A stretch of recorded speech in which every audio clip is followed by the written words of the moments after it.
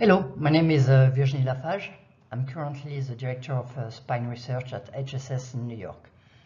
My chapter is about the classification of spinal deformity. So the objective of this chapter is really to focus on pediatric and adult spinal deformity. So for those two categories of patients, we're going to talk about the historical classification, the current classification, and a little bit about the future of classification for pediatric and adult patients. So classification are not new, and ideally when it comes to classification of spinal deformity, we would like those classifications to accurately organize the pathology, to provide a prognostic value for deformity progression, to help in the decision-making process of the treatment, and ultimately to allow for comparison between treatment outcome. So this presentation and the associated chapter are organized first around the pediatric patient and then around adult spinal deformity. The objective of the classification for these two entities are similar: to categorize patients, to ideally guide treatment modality, and to help in surgical planning. So when it comes to pediatric population, what are we interested in? We want to evaluate the curve severity based on the comb angle. We want to evaluate the risk of progression, taking into account the skeletal maturity. And then the classification system need to take into account the curve pattern, so the type of curve, the apex, the flexibility, maybe the sagittal plane, to ideally provide a surgical strategy.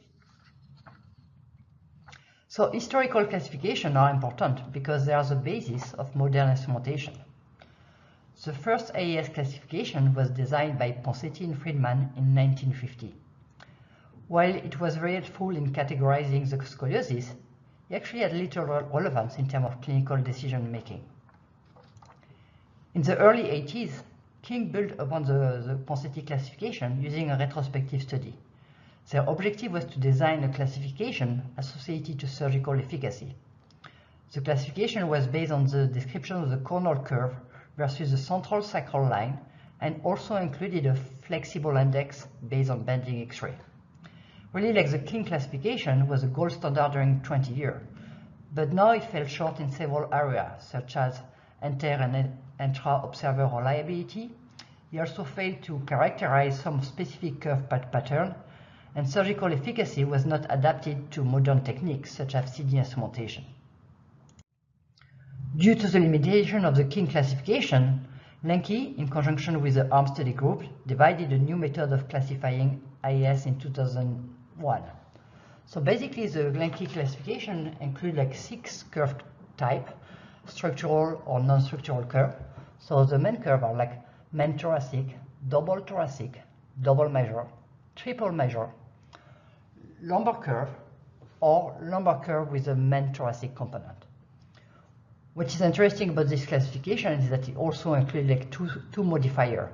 So the lumbar modifier, which evaluates the offset between the center sacral vertical line and the apex of the lumbar curve, and a sagittal modifier. And really, the Lenke classification was the first one to take into account the sagittal plane by measuring the thoracic kyphosis. It also improved surgical planning with an overall guideline to include in the fusion the major curve and the structural minor curve. But any classification, it had some issue with the inter and intra-observer reliability and didn't take into account the full 3D component of the curve. Let's look at an example of a Lenke classification. So this patient will be categorized as the Lenke 1 because this is a main thoracic curve with a comb angle of 40 degrees that reduced to 20 degrees in bending, associated to a non-structural thoracolumbar curve. In the sagittal plane, we have a normal kyphosis of 37 degrees. And if you look at the sacral vertical line on the coronal plane, you can see that it's totally medial to the lumbar apex. So this is a lumbar modifier C. So in addition to the Lenke classification, there are parallel efforts. One of them is the PUMC classification that was published in 2005 and more recently modified in 2019. The aim of this classification is to improve surgical planning and also to start to capture the axial rotation indirectly. So basically the classification has three main groups based on the number of curves. What is specific about the classification is that it counts the number of curves based on the number of apex. It also includes 13 subtypes based on the flexibility and the 3D characteristics, at a very good reliability and reproducibility, and also provides surgical guidelines. As this classification so far has not been widely used or validated. It is interesting to note that all the classifications that we talk about are at least like 15-year-old. So one of the questions is really like, what is the future of AES classification? So the SRS created a task force a few years ago to evaluate the clinical relevance and impact of 3D analysis and also to develop a 3D classification of AES. They ran a cluster analysis to identify 5 patterns of curve, similar to the Lenki and the King classification, but also worked on a tool to visualize the 3D curve in the transverse plane, taking into account the plane of maximal deformity. So there is today like no definitive classification that take into account all those 3D parameters, but at least a few teams are working on that. Now let's talk about adult spinal deformity and the different classification systems. So we reviewed that when it comes to AES, so pediatric population, the parameters that matters are the curve severity, the skeletal maturity, and maybe some of the cosmesis aspect. When it comes to adults, like none of this really matters. What's really important is the pain and disability. And so around this work, where do we stand and what is like the historical work? So in 2002, Schwab demonstrated that a loss of lumbar lordosis was associated to an increased disability, and this was the foundation of the first lumbar classification of scoliosis in the adult patient. In 2006, Lowe published the first SRS classification of adult spinal deformity. It was very descriptive, reliable, but did not necessarily consider like the clinical parameter or the spinal pelvic parameter. So fast forward to 2010, this is the era of spinal pelvic parameter. People are talking about pelvic incidence, pelvic tilt, spinal pelvic inclination, you name it. And one of the reasons why people are talking about all those parameters is because in the setting of adult spinal deformity, the sagittal plane spinal pelvic parameter correlate with clinical outcome, so correlate with patient-reported outcome. They correlate so well that we actually developed some linear model to try to identify threshold of radiographic parameter that were predictor of disability. And really this was the foundation of the SRS Schwab classification. So this classification looked like a radiographic classification, but all the sagittal modifiers were identified because of their correlation with pain and disability.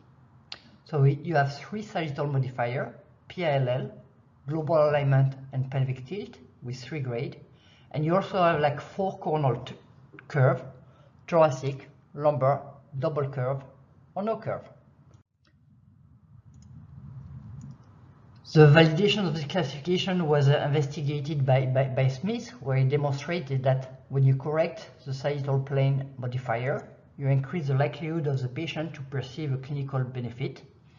And Tehran, in a further work using the same database, demonstrate that the classification correlates with the treatment modality and the surgical planning.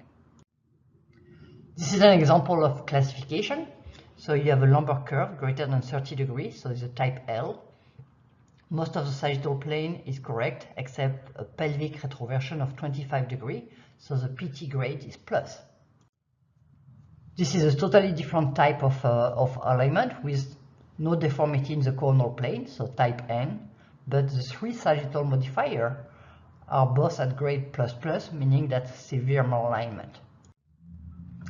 In terms of external validation, this classification was validated on a Chinese population where the author reported an excellent reliability. It was also validated on a Danish population on 286 patients where the author demonstrated an increase in disability as the severity of the sagittal plane deformity increased. The author also alluded to the fact that we probably need to take into account like the age and the etiology in this type of classification. So this brings us like to the next point. Is it acceptable in setting of adult spinal deformity to have the same alignment target independently of the age of the patient? So Renaud Lafarge in 2016 developed some linear regression based on the association between ODI and alignment parameter. And this work defines some age-adjusted alignment threshold. So what does it mean? It means that a young adult needs a stricter alignment than an older adult. So let me show you an example. Going back to our initial case, where the patient was classified as a ++ in each of the sagittal modifier. Say like if you just apply the classification, you will aim for 0, 0, 0. That means that correcting like the PLL, the global alignment, and the pelvic tilt, which is probably acceptable for a young adult.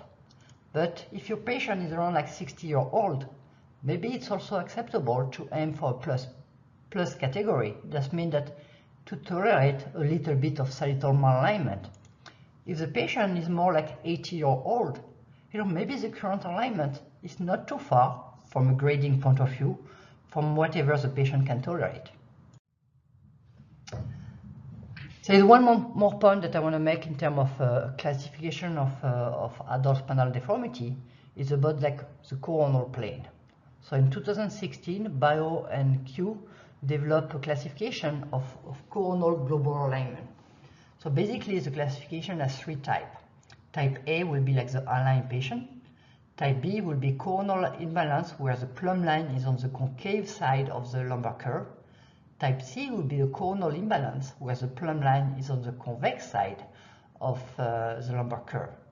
They demonstrate the clinical relevance of this classification because type C patients are usually the one with a greater risk of postoperative coronal imbalance and higher incidence of fractional curve. So they are the most complex patient to deal with. So in conclusion, like the current standard in terms of classification are the Lenke classification for pediatric and the SRS Schwab for adult spinal deformity. But we do have to keep in mind that classification evolves over time. And I strongly believe that with the advanced computerized system, we're going to come up with some more reliable classification, more clinically relevant classification that will guide surgical planning and predict outcome. Thank you.